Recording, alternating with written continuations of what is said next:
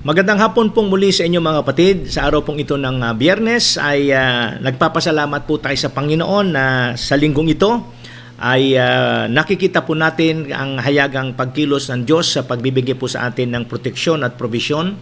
And of course, ang lahat ng ito is because of the presence of God that has been promised to us na hindi po niya tayo iiwanan at pababayaan, tayo po na kung saan ay patuloy na nagtitiwala sa Kanya. Kaya nga sabi ng Bible, mapalad ang mga taong nagtitiwala sa Panginoon at yan po ang patuloy na kinakailangan gawin natin at yan naman din ang inaasahan ng Panginoon para sa Kanyang mga anak.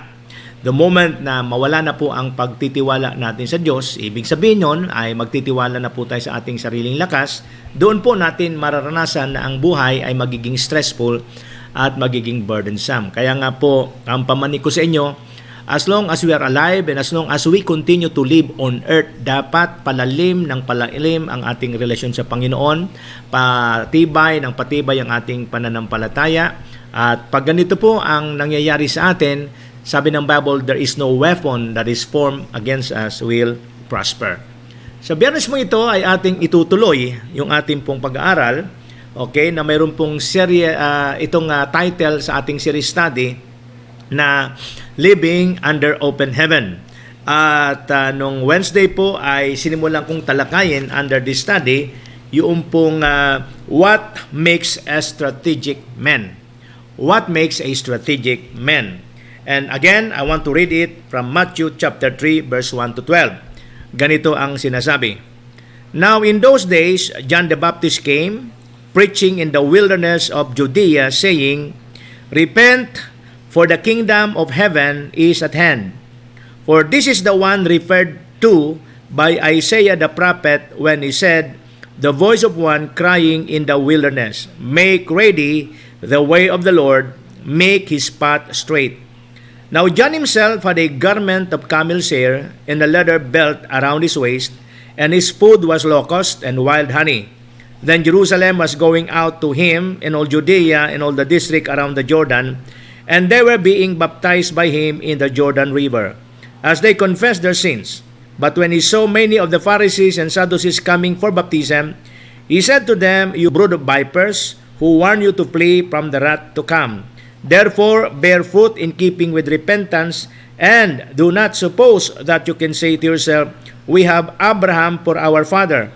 For I say to you that from this stone God is able to raise up children to Abraham. The axe is already laid at the root of the trees. Therefore, every tree that does not bear good fruit is cut down and thrown into the fire. As for me, I baptize you with water for repentance, but he who is coming after me is mightier than I, and I am not fit to remove his sandals. He will baptize you with the Holy Spirit and fire. His winnowing fork is in his hand, and he will thoroughly clear his threshing floor, and he will gather his wheat into the barn. But he will burn up the chaff with unquenchable fire. From this scripture, tinatalakay po natin what makes a strategic man. Noong Wednesday, natalakay ko na po yung dalawa. A strategic man is a person who received and preached a fresh message from the Lord. Second, he may not come from powerful and influential and status quo. Okay? Ngayon po, pag-usapan po natin yung number 3. Okay? The messenger and the message is producing followers. You know what or who is a strategic man. Okay? Bakit? Kasi siya po yung nagiging mensahero at ang mensahe po niya ay nagre-resulta o nagpo-produce po ng mga taga-sunod. Ibig sabihin, kaya mayroon pong mga sumusunod kasi po may naniniwala sa kanila at ang taong to at ang mensahe niya is making a difference in the life of this person. Kasi po, kung walang epekto sa buhay ng mga tao, yung mensahe at yung buhay ng mensahero, hindi po siya makakapag-create ng followers.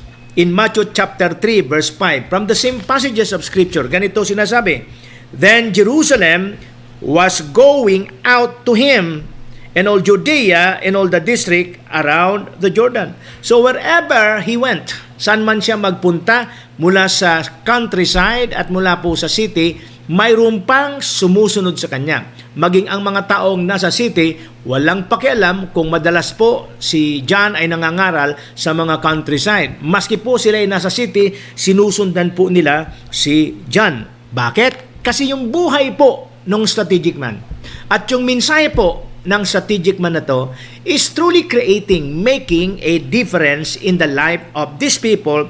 That is why, maski saan siya magpunta, maski ano ang kanyang gawin, mayroong mga taong sumusunod at sumusuporta sa kanya. So this is what makes a strategic man. People will believe in you. Maaring hindi ho lahat, but you will produce followers. And these followers will commit their lives hanggat buhay ka at hanggat nagpapatuloy mong ginagawa ang misyon na tinanggap mo sa Panginoon. Then Jerusalem was going out to him, and all Judea and all the district around the Jordan. Pangapat, what makes a strategic man? You will become a strategic man, okay, just like in this case, si John. Number 4, he has the spirit of boldness. The spirit of boldness is one characteristic of a strategic man. You are called a strategic man because you will never compromise the message that God has given you. Even if many will be offended, many will be hurt, okay? Many will be threatened by your message. Because you are God's strategic hand, okay? God's strategic man. In the hand of God, mga kapatid, God will give you the spirit of boldness. The Lion of Judah who resides in you will start to manifest. And the manifestation of it is what? The spirit of boldness. Kaya kung mapupuna po natin in Matthew chapter 3, verse 2 to 3, repent, for the kingdom of heaven is at hand. For this is the one referred to by Isaiah the prophet when he said, the voice of crying in the wilderness, the voice of one crying in the wilderness, make ready the way of the Lord, make his path straight. Ano po ba ang magiging tingin nyo sa isang tao o magiging pakiramdam nyo sa kanya na sa simula po ng inyong pagkikita, uutusan kanyang magsisi? This is the uniqueness of John's ministry. After 400 years of God's silence, napakalakas ng loob ni John na mangaral. Everywhere, saan man siya magpunta para ipangaral ang mensahe na binigay sa kanya ng Panginoon. Repentance, ang pagsisisi, ang laging pambungad ng kanyang pangangaral. Without the spirit of boldness, hindi mo ito magagawa. Why? You will offend so many. Others will be threatened, lalo na kung nakakapag-produce ka na ng followers. Marami kang maririnig salita, napakayabang. Sino ba itong taon to wala pang pangalan? Akala mo siya ang pinakabanal dito sa ating lugar. Alam niyo, sa ating panahon, ang isang pastor, magbigay lang ng emphasis sa kanyang pangangaral, let's say for example, about holiness. 2 o 3 mensahe, serious study about holiness and righteousness. Tiyak ko, unti-unti mababawasan po yung bilang ng mga dadalo. Or, mayroon na siyang marinig. Why? Kasi there are people, mga kapatid, na hindi handang tanggapin ang mga mensahe na dapat sana ay huhubog sa kanya, pero dahil sa katigasan pa rin ng ulo, sa halip na tanggapin ang mensahe, sila po ay magre-resist. Now, maraming pastor, the moment they discern, they felt that the people are resisting their message, binabago na mensahe. So ano nangyari? You are now compromising the message that God has given you. But not John. John, as a strategic man, he is so bold in his preaching, without compromise, wala siyang pakialam. Kung marami nasasaktan, wala siyang pakialam. Masinga hari, kung nasaktan, wala siyang pakialam. Why? Because that is what a strategic man is. You are not beholden to anybody. You will never compromise your message. Sa ating panahon, marami pong mga pastor ang nabubusalan. Ibig sabihin, hindi niya magawang sabihin ng malaya yung mga mensahe ng Panginoon. Kasi ang unang pupuna sa kanya, o may mga tao sa church niya na mas makapangyarihan pa sa kanya, pakikialaman ang mensahe niya. I've seen a lot of pastors nagrereklamo, they are in agony, they are under fire. Why? Kasi ang nagdidikta ng magiging mensahe niya, walang iba kundi yung mga leaders niya. Alam ko, maski nagaano kalaki ang allowance sa tatanggapin ng pastor na yan, complete with sasakyan, lahat ng mga bagay na kailangan niya sa pamilya, pag-aaral ng mga anak, upgrading niya, seminars, maski na ho yan ay suportado 100%. Pero kung sila ang magdidikta ng sasabihin mo na magiging mensahe mo, para kang isang ibon nakakulong sa gintong hawla. Mga kapatid, nangungusap po ako sa mga elders, workers, tatapatin ko ho kayo. Magpasalamat po kayo kung ang inyong pastor ay matapang na ipinapangaral ang salita ng Diyos. Kung nasasaktan po kayo, magpasalamat kayo sa Panginoon. Ibig sabihin po nun, relevant ang message ng pastor niyo. Kung nasasaktan po kayo, ibig sabihin yan, ang Diyos po ay kumikilos upang hubugin po ang karakter ninyo.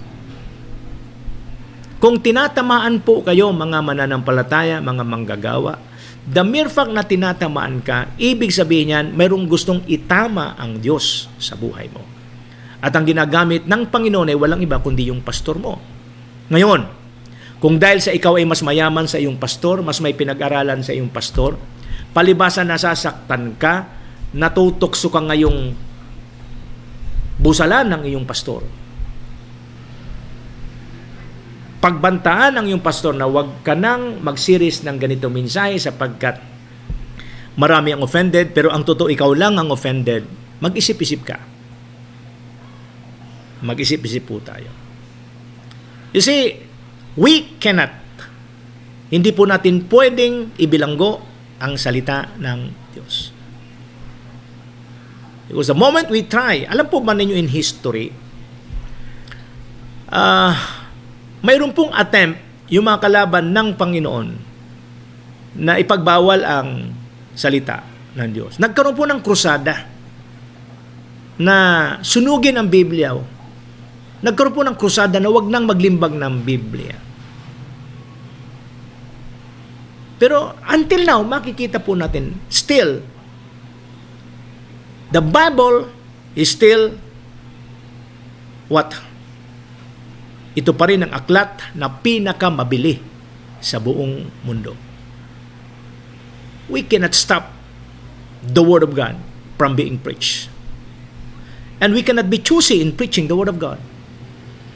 That's why I command every elders, workers, to support your pastor. Lalong-lalo na po pag masyado ng matapang, nararamdaman nyo na marami talagang tinatamaan, pero totoo yung sinasabi niya, support your pastor. Why? Kasi pag naramdaman ng pastor na walang sumusuporta sa kanya, madali po siyang tamaan ng intimidation. And therefore, maglalaylo si pastor. So ano nangyari? Walang tumulong sa pastor to compromise. Not to compromise the Word of God. So, maganda na sana ang pagkakataon na maging strategic man yung pastor, kaya lang walang mga pastor maker na nakapaligid sa pastor na nagiging dahilan kung bakit naa-abort yung journey ng isang lingkod ng Diyos to become God's strategic man in the church, God's strategic man in the city, God's strategic man in the nation. Mga kapatid, being bold is one characteristic of a strategic man. He has the spirit of boldness. Repent. It's a strong word. Repent. For the kingdom of heaven is at hand. For this is the one referred to by Isaiah the prophet when he said, the voice of one crying in the wilderness, make ready the way of the Lord, make his path straight. Number 5, what makes man strategic? Number 5, his ministry has unique and distinctive feature. His ministry has unique and distinctive feature. Ang isa pong tao na hinuhubog ng Panginoon, whether you are a pastor, an elder, a believer, working in your workplace, in the world of business, politics, whatever world you're living in, mayroon pong distinctive feature, unique. Hindi lamang buhay mo, kundi po yung salita mo at yung mga ginagawa mo. Tingnan po natin, Matthew 3:4-6. Now John himself had a garment of camel's hair and a leather belt around his waist, and his food was locust and wild honey. So, physically, ito po ang makikita nating distinctive, unique feature sa buhay po ni John, yung kanyang pananamit. Now, John himself had a garment of camel's hair and a leather belt around his waist. Parang, kung titingnan natin siya ngayon, siguro sa panahon noon, ang tingin ng mga tao sa kanya ay Jurassic, ermitanyo. And his food was locust and wild honey. Luktun. Okay? And wild honey. Then Jerusalem was going out to him. Sa kabila ng ganitong itsura, pananamit, sa kabila ng ganitong mga kinakain, ano po ang nangyayari? Then Jerusalem was going out to him, and all Judea and all the district around the Jordan, and they were being baptized, meaning sa kabila ng itsura niya, sa kabila ng kinakain niya, sa kabila po ng behavior niya, marami pa rin sumusunod sa kanya at naniniwala sa kanyang mensahe. Kaya sabi rito, and they were being baptized by him in the Jordan as they confessed their sins. Ano mensahe niya? Repent. How do you know the person is repenting? By confessing their sins. So, they believe on the message. Even if at first they are offended, they are hurt, but because of the grace that he carries, because of the word that is relevant to the needs of the people, walang choice ang mga tao kundi maniwala, tanggapin ang mensahe, sundan siya, maski saan siya magpunta. His ministry is unique and distinctive. He was able to produce a follower even if unique siya sa pananamit, unique ang pamamaraan, unique ang kinakain, unique ang behavior niya. Alam ba ninyo, subukan niyong pagtabihin ang taong lumaki sa syudad at yung taong lumaki sa probinsya. Subukan niyong pagtabihin sa isang lamesa, kumain sa isang napakagandang restaurant. Makikita po ninyo ang malaking pagkakaiba. Baka po yung galing sa probinsya lalong-lalo na kung wala nga po ang probinsyang yun mga fast food chain tulad ng mga kilalang fast food chain yan like Jollibee, McDonald's, Chowking, KFC. How much more kung fine dining restaurant na hindi mo alam kung ano mga kutsara, tinidor ang gagamitin mo sa dami nito at iba't ibang sizes. So palagay ko, hindi na makakakain yun. Maski gutom na, makikita ho ninyo ang pagkakaiba ng aksyon at behavior. At si John po, wala siyang pakialam kung siya po ay huli sa uso. Wala siyang pakialam kung hindi niya alam kung anong klaseng kutsara ang gagamitin niya dahil sa dinami-dami ng iba't ibang klaseng pagkain na maaaring handa. Wala siyang pakialam doon. He is so focused in his purpose. He is so focused in preaching the message God gave him. Repent, for the kingdom of God is at hand. At makikita po natin, people are following him. People are believing him. People are being baptized by him. Another characteristic, what makes a man strategic? In verse 6, chapter 3. But when he saw many of the Pharisees and Sadducees coming for baptism, he said to them, "You brood of vipers, who warn you to flee from wrath to come." Number 6, he is not afraid of engaging and confronting the status quo. He is not afraid of engaging and confronting the status quo. But when he saw many of the Pharisees and Sadducees coming for baptism, he said to them, "You brood of vipers, who warn you to flee from the wrath to come." Nakita niya na mayroong mga ipokrito, yung nagbabalat kayo sa kanyang mga tagasunod, sa kanyang mga miyembro. Hindi siya takot to engage and confront them. You brood of vipers. who warned you to flee from the wrath to come.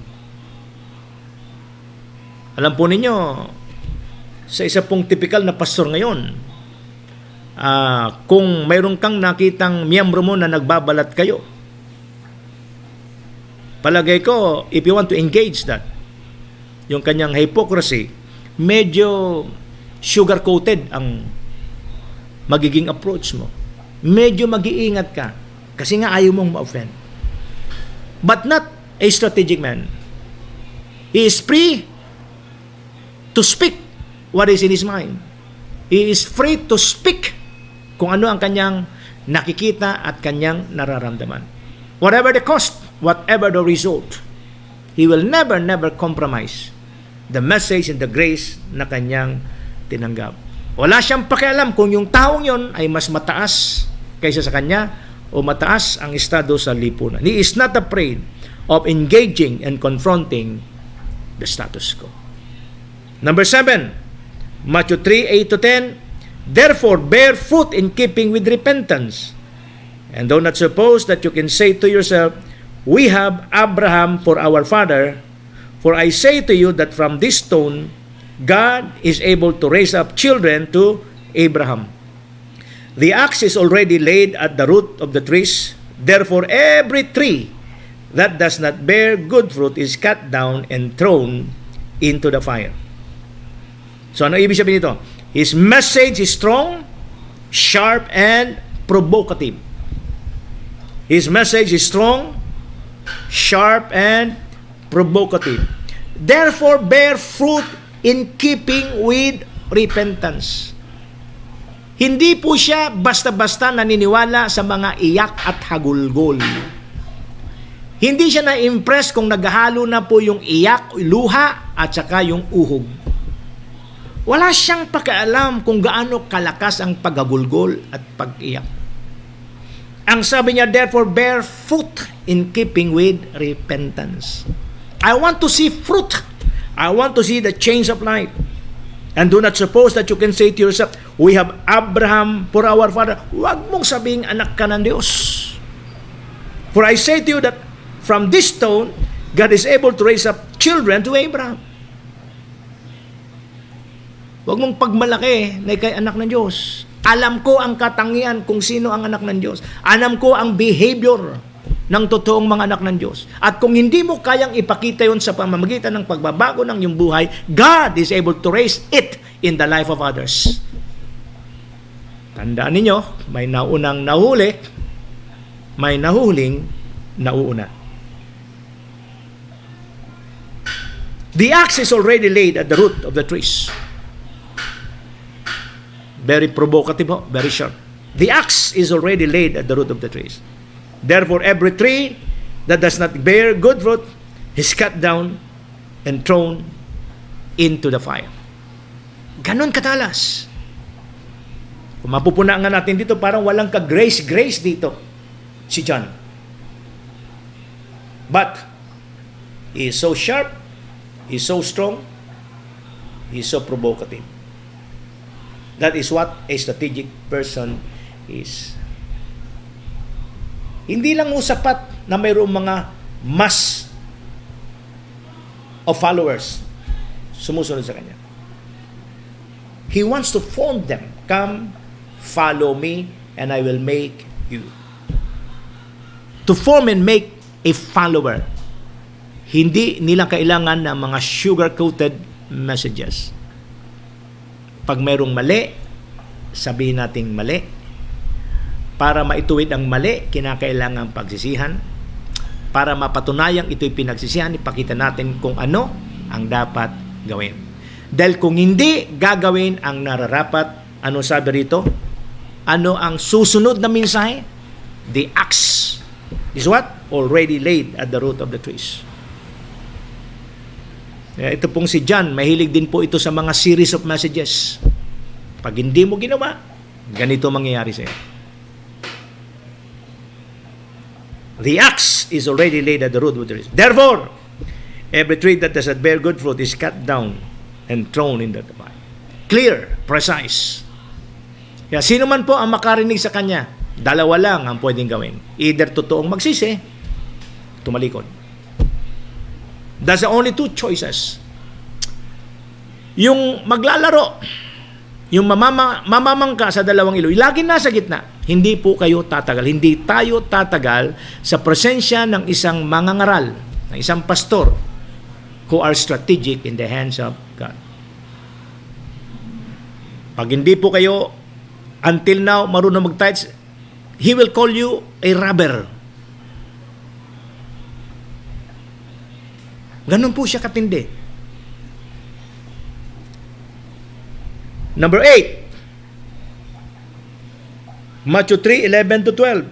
As for me, I baptize you with the water for repentance. But he who is coming after me is mightier than I, and I am not fit to remove his sandal. He will baptize you with the Holy Spirit and fire. His winnowing fork is in his hand, and he will thoroughly clear his threshing floor, and he will gather his wheat into the barn, but he will burn up the chaff with unquenchable fire. Number 8, he is a forerunner of ministry that is greater than him. Another distinctive mark of a strategic man is that he will be a forerunner. Mauna siya. Ang ministry niya ay mag-aanda sa panibagong ministry na mas mataas ang dimension kaysa sa kanya. He's not threatened. He knows kung nasaan siya. I must decrease. He must increase. In your screen it says, strategic man are rare breed because they are the only one who are willing to pay the price. Strategic men are rare breed because they are the only one who are willing to pay the price. Mark chapter 5, 15-20. They came to Jesus and observed the man who had been demon-possessed sitting down, clothed and in his right man, and the very man who had the legion, and they become frightened. Those who had seen it described to them how it had happened to the demon-possessed man, and all about the swine. And they began to implore him to leave the region. As he was getting into the boat, the man who had been demon-possessed was imploring him that he might accompany him. And he did not let him, but he said to him, "Go home to your people and report to them what great things the Lord has done for you, and how he had mercy on you." And he went away and began to proclaim in Decapolis what great things Jesus had done for him, and everyone was amazed. You see, just like this previous demon-possessed men, mga kapatid, who were delivered, after being delivered, gustong sumunod kay Jesus Christ, maging part ng team ni Jesus Christ. But the Lord told him, umuwi ka na lang sa inyo. Okay? At sabihin mo na lang sa mga kababayan mo kung ano magandang bagay na ginawa ng Diyos sa iyo. Ang kahabagan ng Diyos.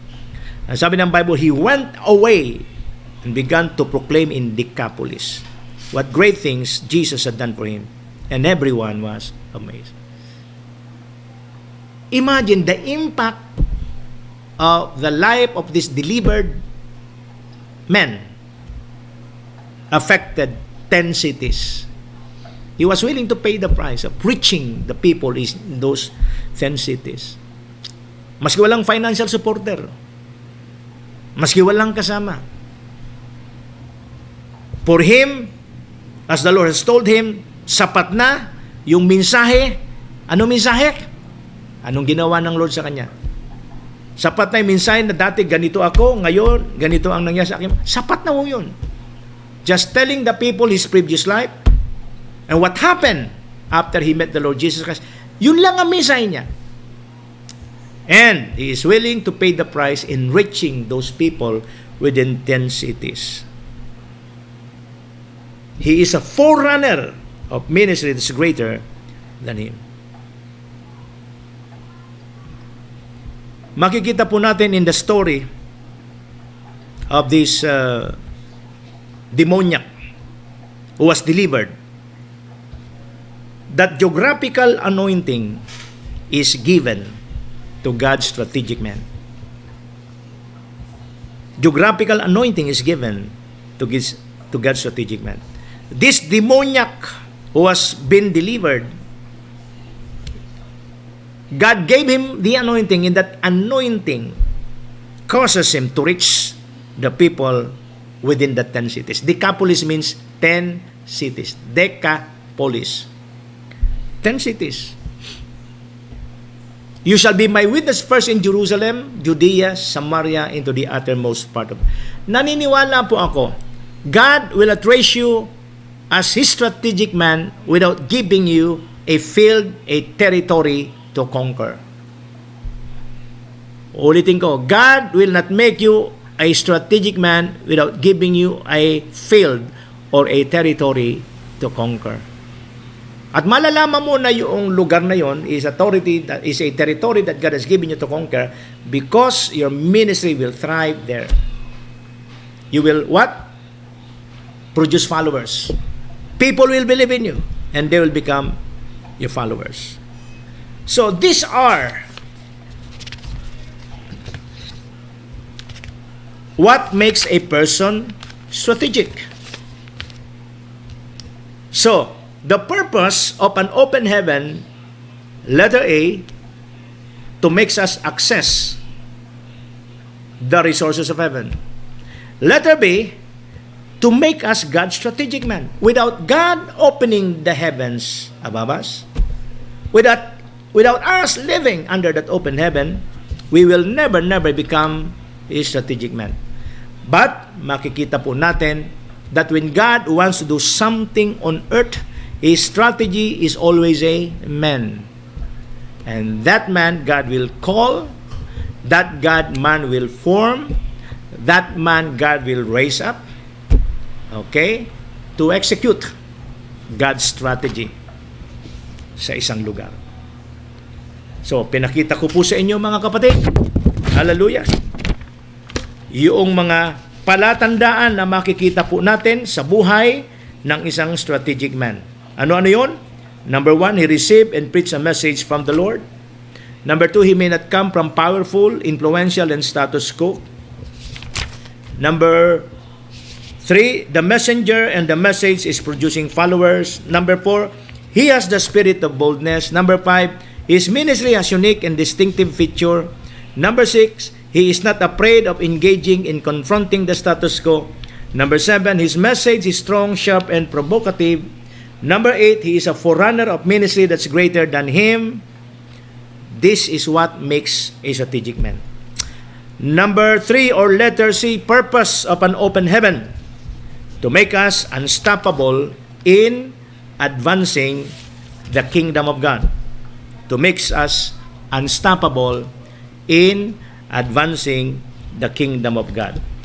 Mga kapatid, this coming Sunday, yan po ang aking tatalakayin sa inyo. But for now, hanggang dito na lamang po ako. Let's bow down our heads and we're going to pray. Father, once again, we thank you for your word that shows us that you're looking for a man. And the moment that man that you're looking responded to your call, you started to work in him by forming him, by training him, guiding him, raising him, so that you'll be able to work through him.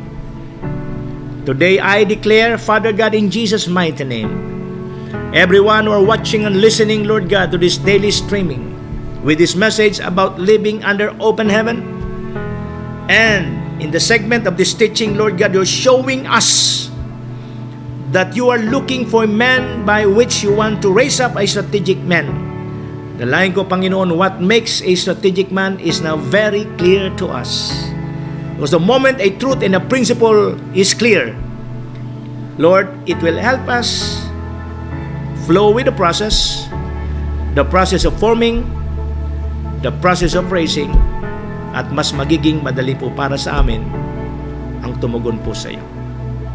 Pagpalain po ninyo ang bawat isa. Ito ang aking samod dalangin sa pangalan ng Ama, Anak at Espiritu Santo. Amen. Amen at amen. Were you blessed with the message today? If so, please like, subscribe, and hit the bell button below for updates. Thank you for watching and see you next streaming.